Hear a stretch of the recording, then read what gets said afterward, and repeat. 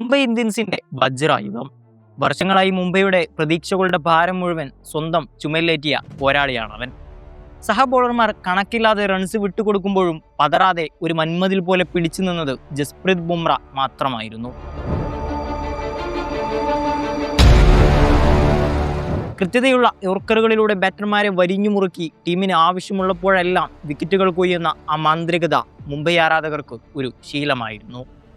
2024 season നാം മറന്നിട്ടില്ല. മുംബൈ ബോളർമാർ അടിവാങ്ങിക്കൂട്ടിയ ആ മോശം സമയത്തും ബുംറ എന്ന ഇതിഹാസം തളർന്നിരുന്നില്ല. വെറും 6.5 ഇക്കോണമിയിലാണ് അദ്ദേഹം അന്ന് പന്തെറിഞ്ഞത്.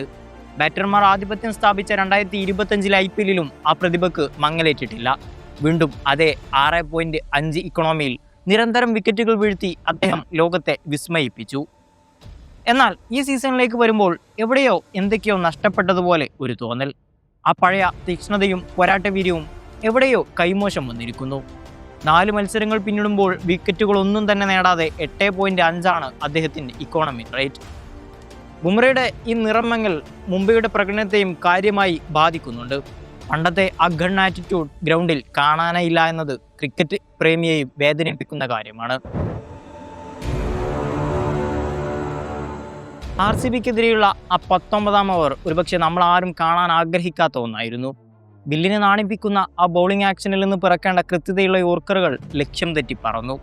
ബാറ്റർമാർ അദ്ദേഹത്തിന് മേൽ ആധിപത്യം സ്ഥാപിക്കുന്നതും റൺസ് വിട്ടുകൊടുത്തതിന് ശേഷം ആ മുഖത്ത് നേലിച്ച കടുത്ത നിരാശയും ഒരു നൊമ്പരപ്പെടുത്തുന്ന കാഴ്ച തന്നെയായിരുന്നു.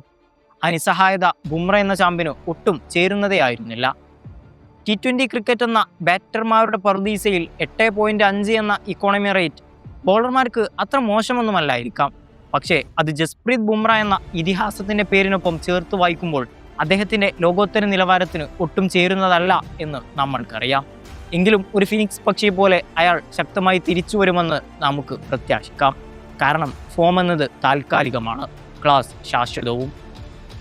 ആ പഴയ തീപ്പൊരി യോർക്കറുകൾക്കായി, ആ വകഞ്ഞു മാറ്റിയുള്ള വിക്കറ്റ് ആഘോഷത്തിനായി നമുക്ക് വീണ്ടും കാത്തിരിക്കാം.